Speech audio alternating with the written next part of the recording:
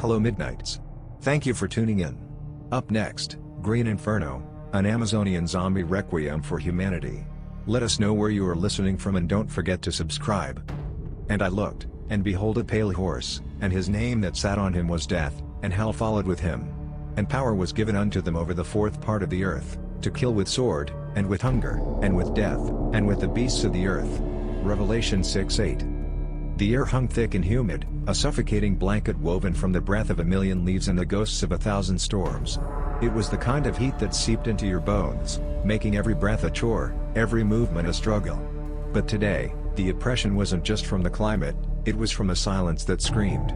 The usual symphony of buzzing insects, chirping tree frogs, and distant macaw calls was eerily muted, replaced by a low, almost imperceptible hum of dread that resonated deep within Eliza's skull, a premonition of the horrors to come. Dr. Eliza Vargas, a woman whose sharp intellect was often masked by an almost ethereal quietness, wiped a bead of sweat from her brow. A virologist by trade, her hands, usually steady and precise over petri dishes and microscopes, now trembled slightly as she lowered her binoculars.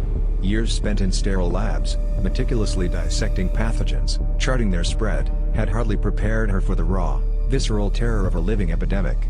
The indigenous village of San Pedro, usually a vibrant tapestry of life and laughter, its thatched roofs nestled peacefully amidst the emerald canopy, was eerily still.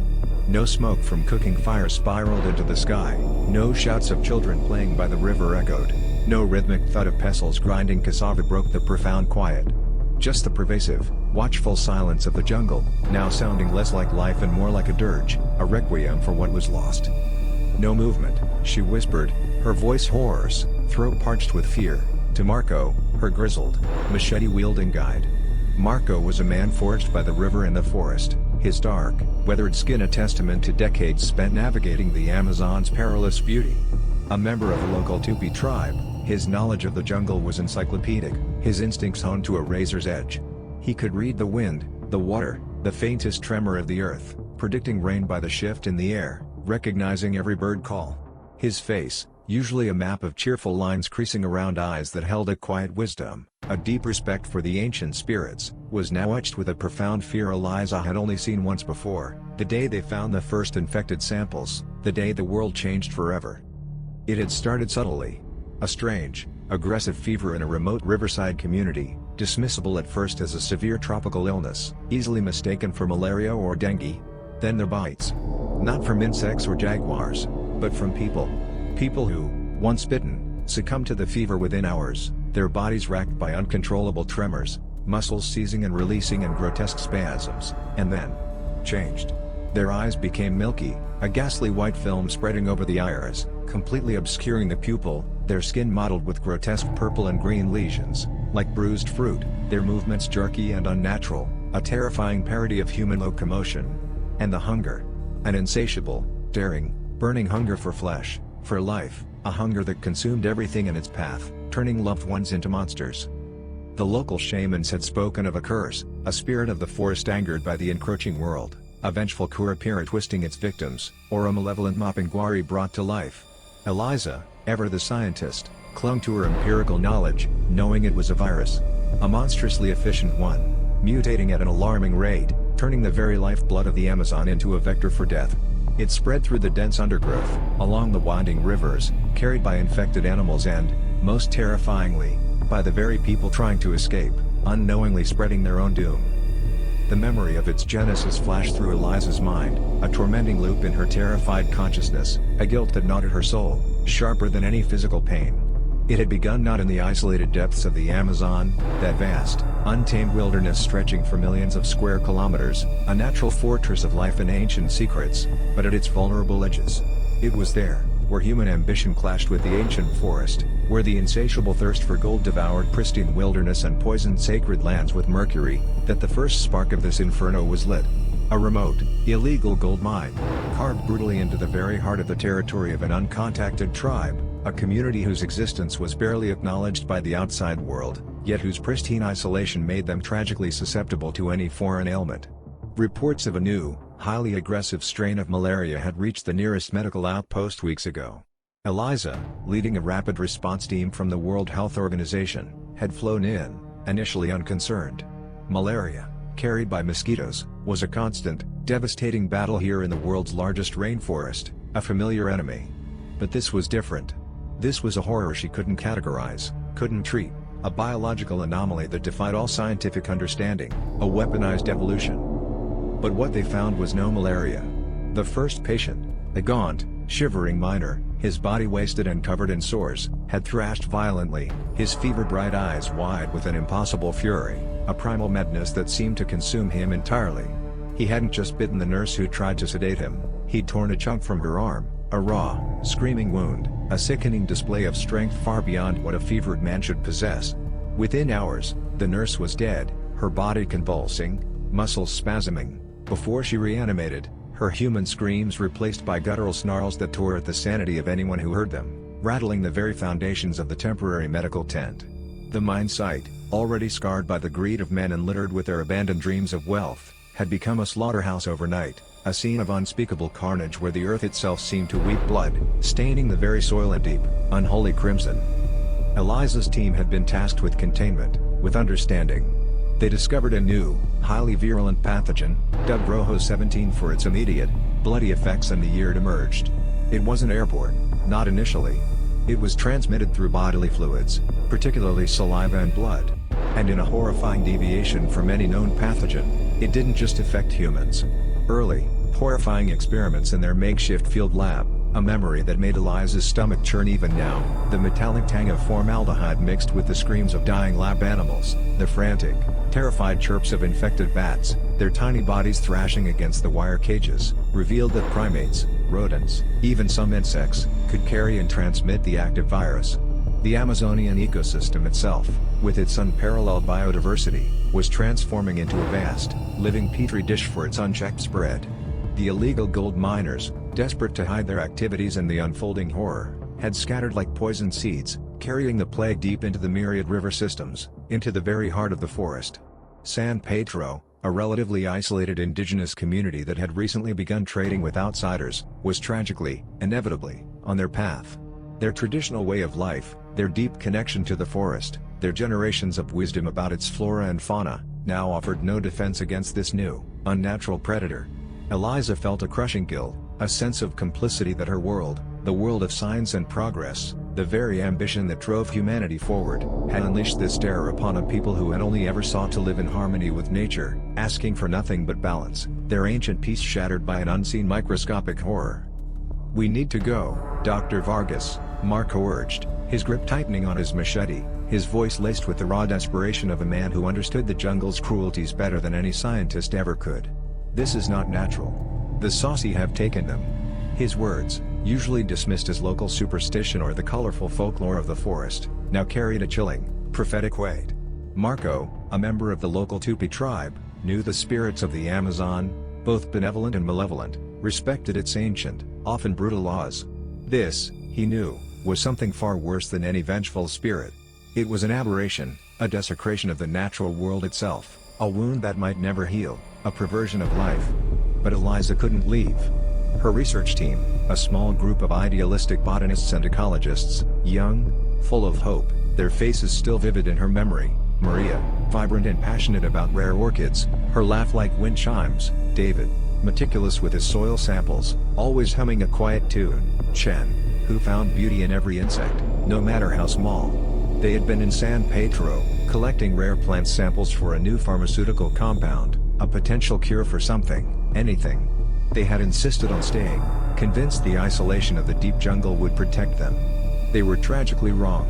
The last satellite phone call had been garbled, punctuated by screams that still echoed in her mind, a symphony of terror, before cutting out entirely, leaving only a dead silence that felt heavier than any noise, a final, despairing void where hope used to be. "My team."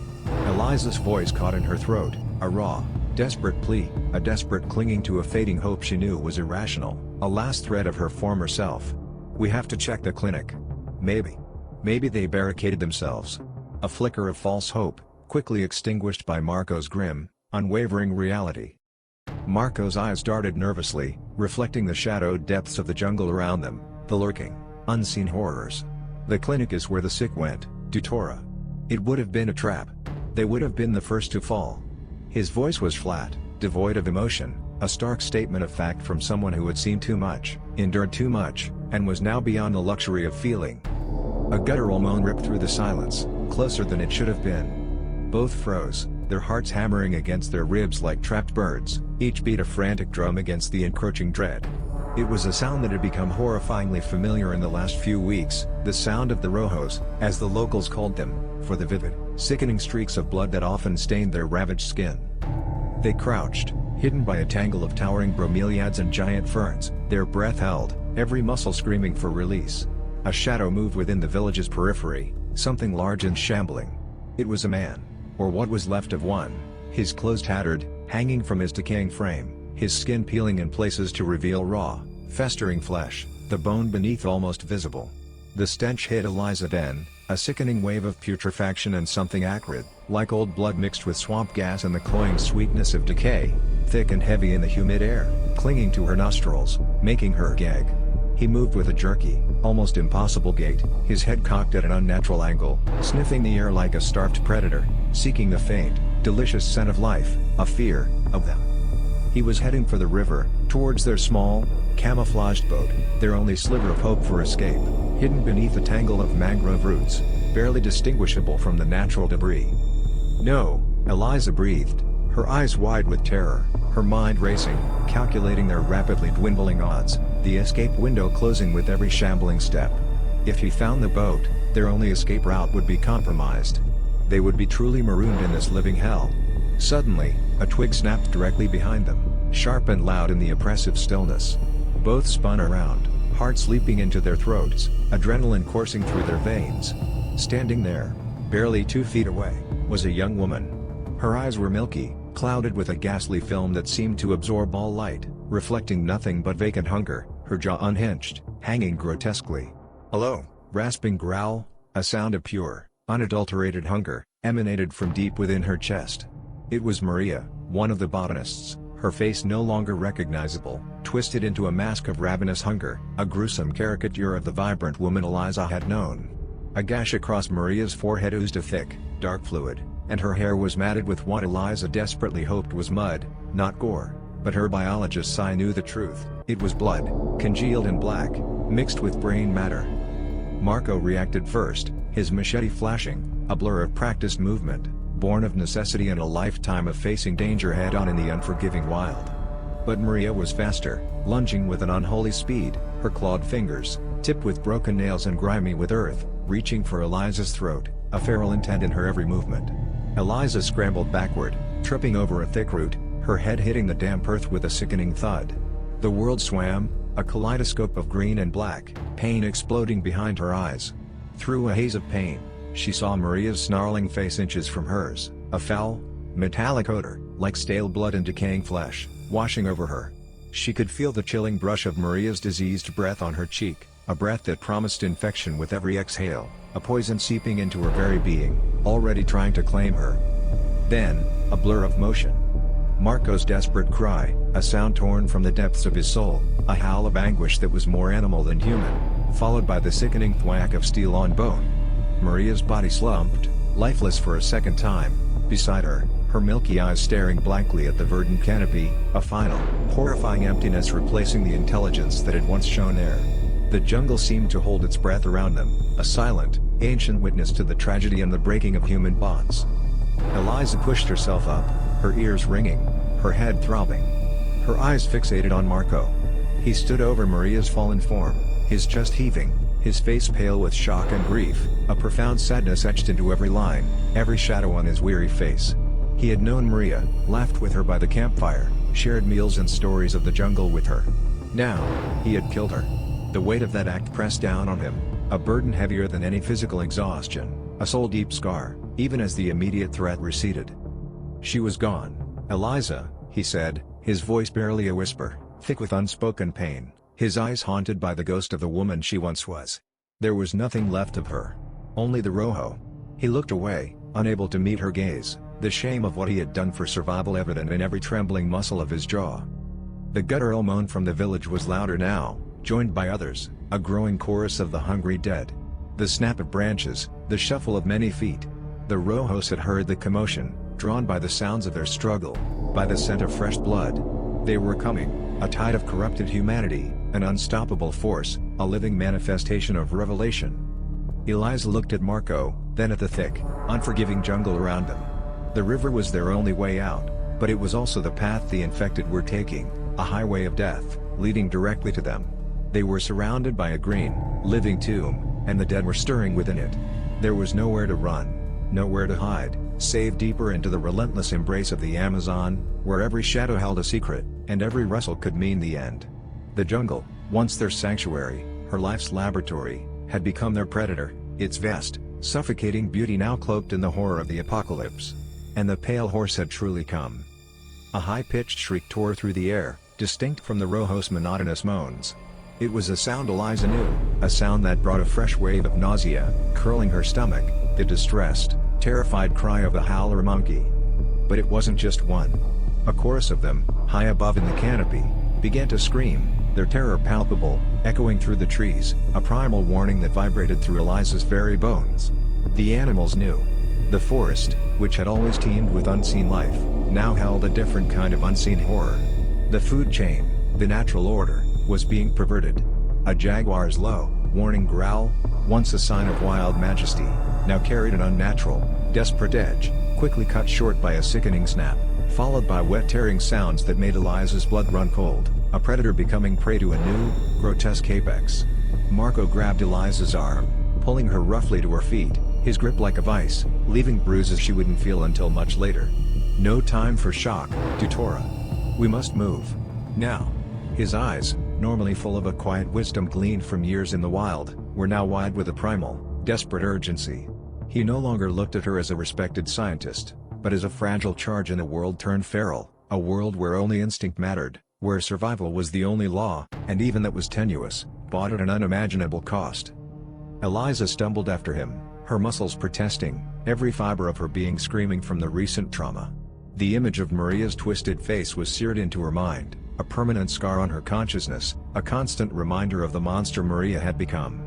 They crashed through the undergrowth, Marco leading the way with a speed and agility that belied his age, his machete hacking a desperate, frantic path through the choking vines and tangled roots that seemed to grasp at their ankles like skeletal fingers, trying to pull them down, hold them for the approaching horror. Every rustle, every shadow, every insect buzzing past her ear felt like a direct threat, a tiny harbinger of doom, a reminder of the pervasive infection that had claimed this once vibrant world. The humidity pressed in, a suffocating weight, making it hard to breathe, each gulp of air tasting of damp earth and decay, clinging to her tongue like a film, a taste of death itself. The sounds of the Rojos behind them grew louder, a chilling symphony of guttural cries and dragging footsteps. They were closer than Eliza had anticipated, their numbers seemingly impossible, a growing wave of death that promised to engulf them. Had the entire village succumbed? Had the virus already spread beyond San Pedro, engulfing communities further up and down the river, transforming the vast river network into arteries of infection, carrying the sickness to the unsuspecting world beyond, a worldwide plague initiated by humanity's own destructive habits? The thought was a cold, stark dread in her stomach, a terrifying confirmation of the scale of this catastrophe, a global horror unfolding in this hidden corner of the world. She risked a glance over her shoulder. Through a gap in the dense foliage, she saw them, a wave of shambling figures, their pale, decaying forms a stark contrast to the vibrant green of the jungle. Their eyes, dull and milky, reflected the sparse light with an unnatural glow, fixated on them with an unnerving, predatory focus that chilled her to the bone. Some stumbled, limbs askew, jaws hanging, drooling black fluid, others dragged themselves through the mud, their bodies broken but their hunger undimmed, an unstoppable force of corrupted will.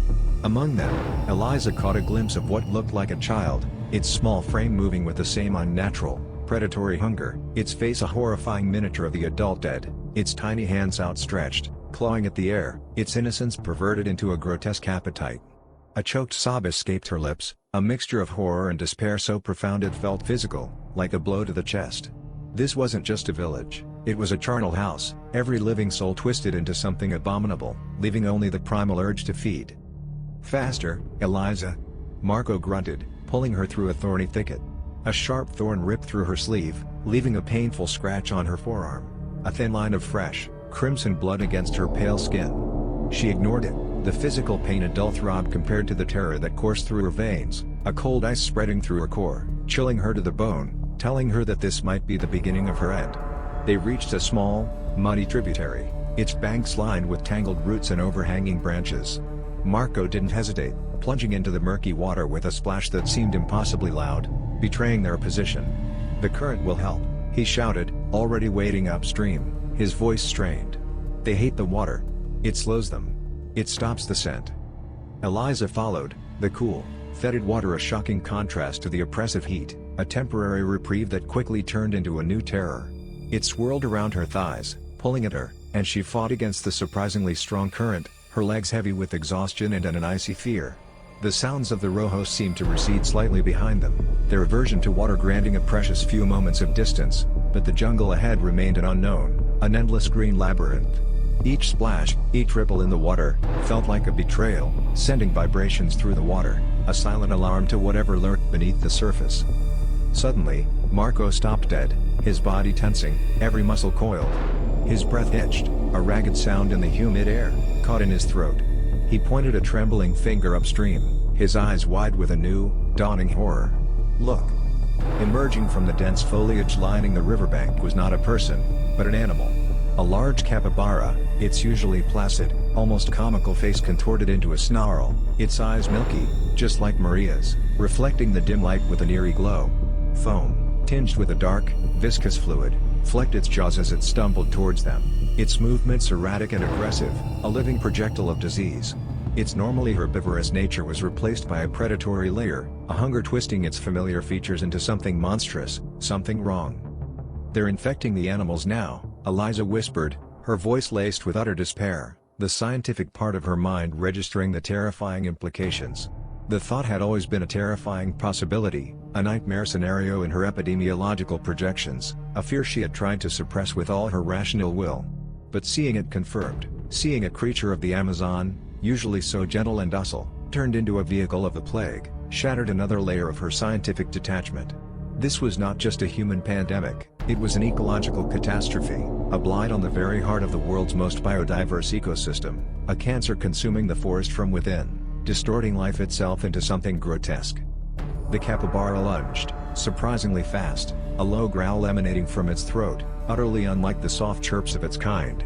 Marco reacted instinctively, pulling Eliza behind him, his machete raised, a desperate last line of defense against the corruption. With a sickening crunch, the blade connected, and the infected capybara collapsed into the muddy water, its limbs twitching for a moment before going still, its milky eyes still open, staring, its last corrupted breath bubbling on the surface. But the sound of the blow, amplified by the suffocating silence of the jungle, seemed to echo for miles, a terrible beacon in the gathering darkness, alerting every unseen horror to their presence. From the riverbank just behind them, a new sound erupted, a low, wet gurgle, followed by a frantic, boiling splashing that churned the murky water into a dark froth. The water, their supposed sanctuary, was no longer safe. Marco spun, his eyes wide with renewed terror, and Eliza followed his gaze. A dozen, 2 dozen, then what seemed like hundreds of infected piranhas, their scales a sickly green, their eyes glowing faintly in the dim light, were churning the water into a frothing madness. Their razor-sharp teeth clicked audibly, a horrifying symphony of death that promised a swift, agonizing end. They were drawn by the blood of the capybara, but now their attention was turning to the 2 living beings in their midst, their hunger overriding any instinct for fear, their tiny, corrupted bodies a swirling vortex of predatory instinct. Shocking moment 1. Just as Eliza felt the current tugging at her, something brushed against her submerged leg. Not a plant, not a rock. It was cold, scaly, and immense. She looked down, her breath catching. Coiling around her calf, almost invisible in the murky depths, was the tail of a caiman, its skin covered in the same telltale milky film over its eyes. It wasn't moving aggressively yet, merely drifting, but its presence confirmed the terror. The river itself was now a living, infected trap, its depths hiding corrupted horrors. And as she watched, another, larger infected caiman slowly surfaced just yards away, its powerful tail barely breaking the water's surface, its milky eyes fixed on them. The water. It carries them now too, Eliza stammered, her voice barely a breath, choked with disbelief and mounting terror. The realization was a new wave of horror, pulling the last vestiges of hope from her. There was no escape by water, no escape by land. They were cornered, trapped. Marco's face was grim, a mask of pure desperation. He grabbed Eliza, hauling her towards the nearest bank, away from the churning frenzy of the piranhas, his strength fueled by a primal need to survive, a raw, animalistic drive. But as they clawed their way out, pulling themselves onto the slippery, root-bound soil, the jungle repaid their desperate scramble with a cruel twist, a final, inescapable irony. A tangle of vines, thick as anaconda, seemed to erupt from the undergrowth, wrapping around Eliza's ankle like a living snare, binding her instantly. She cried out, a sharp gasp of pain and surprise, stumbling, and fell hard, her already bruised body hitting the damp earth with another jolt, knocking the wind from her. Marco tried to pull her free, his fingers digging into the clinging vines, tearing at them, but they held fast, tightening with a crushing, inescapable grip. Then, from the shadows, a colossal form uncoiled itself, its immense bulk forcing aside ancient trees with a low groan of stressed wood and snapping branches. A truly massive anaconda, its scales a dull, venomous green, blending perfectly with the shadowed foliage, its eyes flat and predatory. But these eyes were not the clear, cold gaze of a wild beast, evaluating its prey. They were cloudy, a milky film obscuring their depths, and its movements were jerky, unnatural, like a broken machine, devoid of the fluid grace of its species. Its head swayed from side to side, sniffing the air, drawn by the scent of fear and the promise of a meal. A faint, almost imperceptible twitch ran along its immense body, a sign of its corrupted nature, a shuddering death rattle of the wild, a final scream of the natural world. This was no ordinary anaconda. This was a Rojo anaconda, a leviathan of the deep jungle, now infected and driven by the same insatiable hunger as the human dead. Its massive body began to coil around Eliza, slowly, inexorably, its cold, scaly skin pressing against her, smelling faintly of stagnant water and something metallic, like the coppery tang of old blood. The pressure was immediate, bone-crushing. Her lungs screamed for air that wouldn't come, her ribs protesting with sickening creaks, each sound a muffled testament to the terrifying force bearing down on her. She clawed at the immense, slimy coils, but they were unyielding, a living vice squeezing the last breath from her.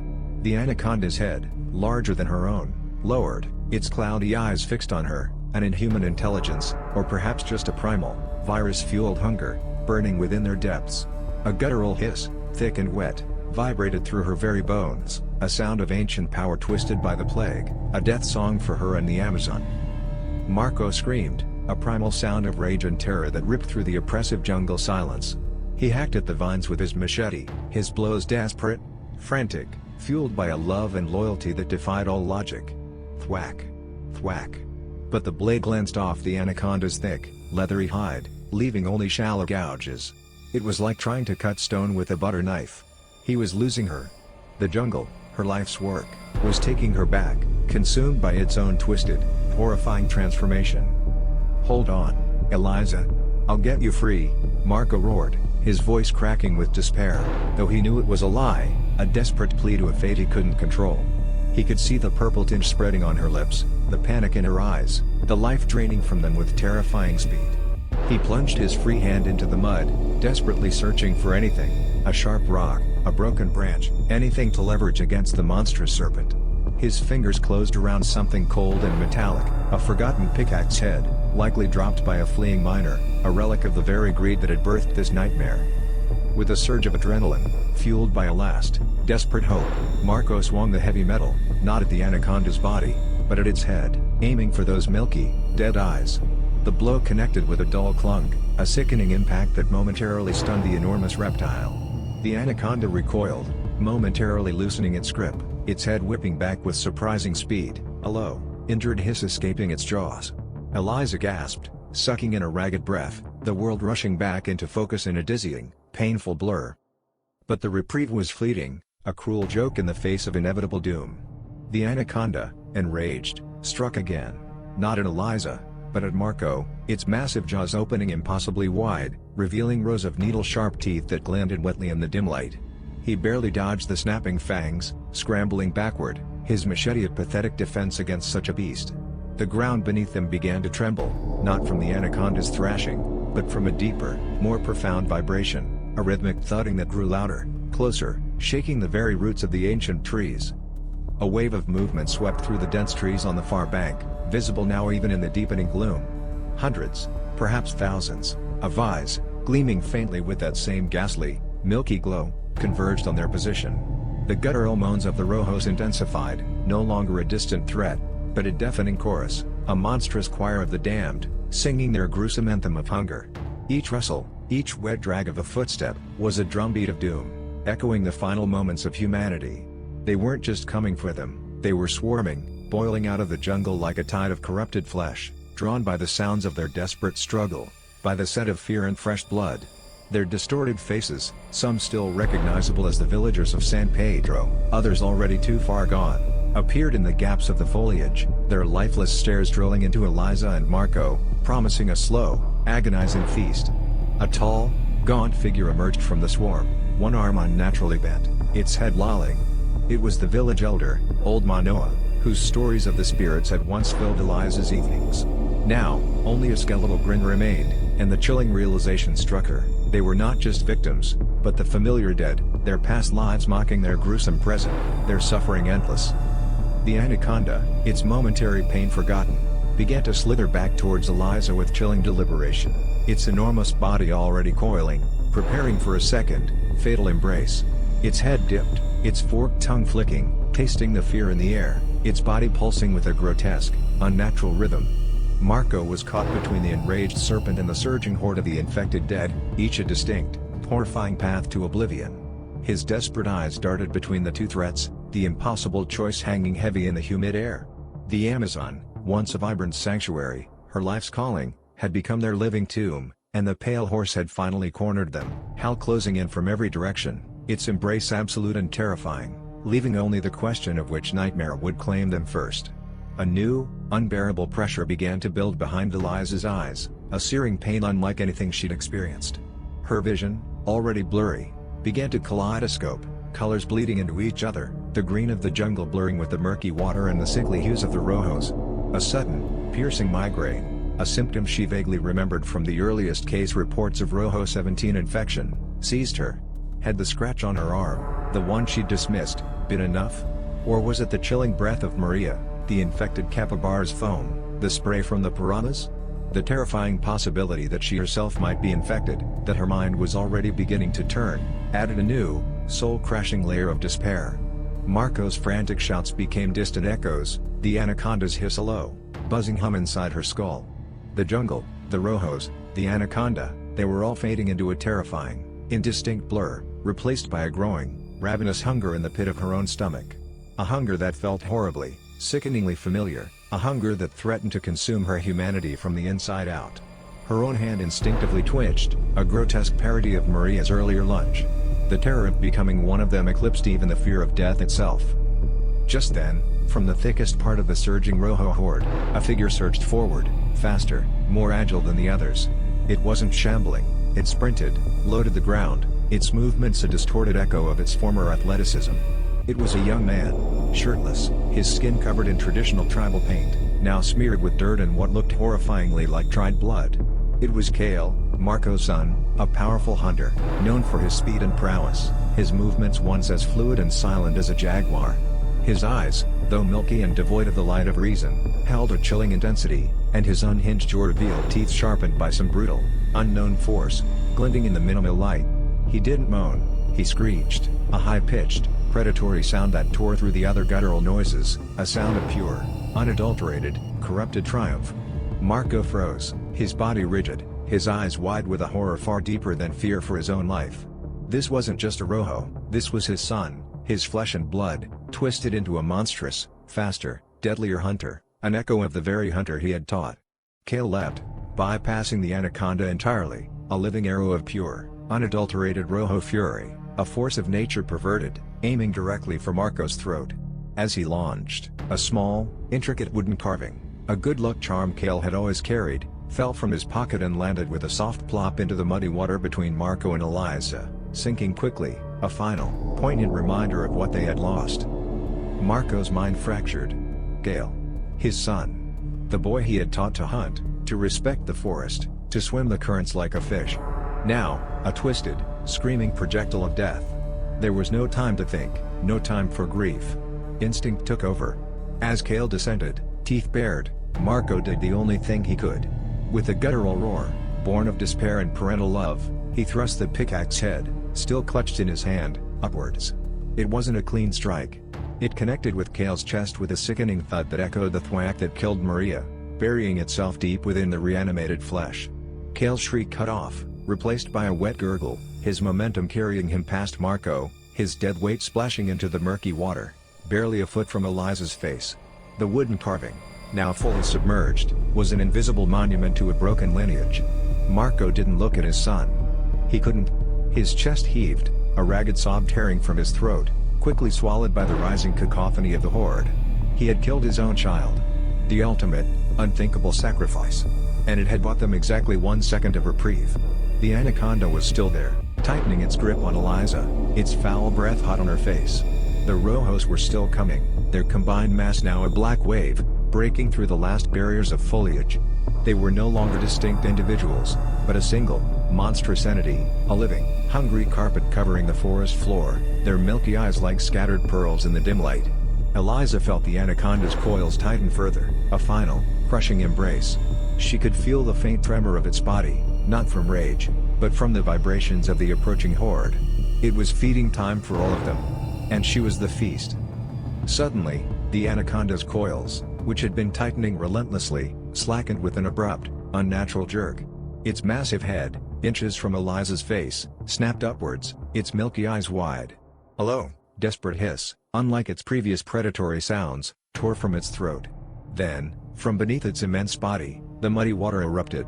A dozen infected piranhas, drawn by the anaconda's own reeking scent of corrupted blood, had swarmed its underside, tearing at its infected flesh. The great serpent thrashed violently, its coils whipping, dislodging Eliza for a precious, fleeting moment. Its focus had shifted entirely to the agonizing attack from within the water, its own infection now turning its allies into enemies. As the anaconda thrashed, a section of the riverbank, already weakened by erosion and the recent deluge of infected bodies, gave way with a sickening groan. A cascade of earth and ancient roots collapsed into the tributary, creating a sudden, violent whirlpool that sucked at everything nearby. The thrashing anaconda, the swarming piranhas, even the dying, infected body of Kale were pulled into the churning vortex. Marco, standing precariously close, lost his footing as the ground vanished beneath him. He plummeted, Eliza's name a strangled cry on his lips, vanishing into the muddy, swirling maw of the collapsing bank, pulled down into the depths alongside the very horrors he had fought to escape. The water settled, leaving only a new, larger stretch of muddy, disturbed bank, and an unsettling quiet in its wake. Eliza scrambled, her legs still partially bound by the remnants of the vines, her body screaming with a new, agonizing surge of the migraine. She clawed at the slippery bank, desperate to gain purchase, her fingers sinking into the viscous mud. Marco was gone. Swallowed by the earth, by the very corruption he had so fiercely fought.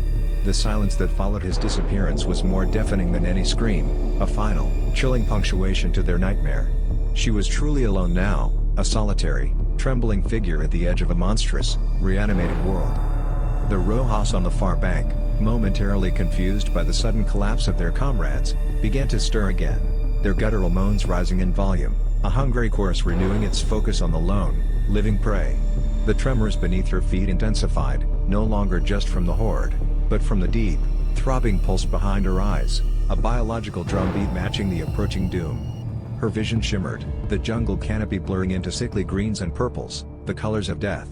She could feel the insidious crawl of the virus through her veins, a cold fire spreading from the scratch on her forearm, radiating outward, claiming her from within. Her thoughts fractured, coherent words replaced by fragmented images, Maria's dead eyes, Kale's predatory shriek, the miner's impossible fury, her own sterile lab, now a distant, irrelevant memory. The hunger in her gut was no longer just fear, it was something else, something primal and consuming, a craving that twisted her stomach into knots. She saw them approaching, a tide of malformed bodies, the familiar faces now utterly alien, their humanity stripped away. Manoa, the elder, his skeletal grin a grotesque parody of welcome. The young woman who sold her woven baskets, now lurching forward, her jaw unhinged. They were coming for her, not out of malice, but out of an insatiable need, a viral imperative. A new, shocking clarity pierced through the encroaching haze of infection. This wasn't just about survival. It was about why. Why here? Why now? The Amazon, the Earth's lungs, its greatest repository of life and ancient wisdom, was being consumed, not by an act of God, but by a plague born of human greed. The illegal gold mine, The desecration of uncontacted lands, the careless scattering of the infected miners, it all connected. Humanity, in its relentless pursuit of material wealth, had unleashed a force that devoured not just itself, but the very planet it depended on. The virus, Rojo 17, was merely a symptom, a brutal, horrifying response from a violated natural world. It was the Earth's fever, a purge. As the first of the Rojos lunged across the newly formed chasm, their grotesque forms silhouetted against the deepening jungle shadows, Eliza didn't scream. She didn't fight with the strength that was rapidly abandoning her. Instead, a profound, agonizing understanding settled over her. Humanity had seen that pale horse for millennia in its own hubris, in wars, in famines, in the endless pursuit of more. But this time, it was different. This time, hell didn't just follow, it was born from their own reckless hand, from the earth they plundered, twisting their own creations into their ultimate undoing. The jungle wasn't just a tomb, it was a mirror, reflecting the monster humanity had truly become. And as the growing darkness consumed her, she knew the final, chilling truth, the true learning for humanity, if any remained to learn it, was that in its relentless conquest of nature, it had simply created a more efficient way for nature to conquer back, a final, horrifying balance delivered by the very life it sought to dominate. The silence would eventually reclaim the Amazon, but it would be a silence born of an unimaginable hunger, leaving behind only the echoes of a civilization that had consumed itself. Suddenly, a massive, infected bat, one of the grotesque creatures from her lab's early horrifying experiments, descended from the shadowy canopy above. Its wings, tattered and leathery, made an unsettling whoosh as it plummeted towards her, its tiny, milky eyes fixed on her. It wasn't just attracted to her fear, it was drawn by the scent of the virus within her, recognizing a kindred spirit. As it plunged, its sharp claws, meant for clinging to cave ceilings, raked across her exposed face, leaving 3 deep, burning lines, a final, undeniable mark of her transformation. Eliza screamed, a sound that was no longer purely human, a raw, animalistic cry that was quickly joined by the rising chorus of the Rojos, an unsettling harmony of the infected.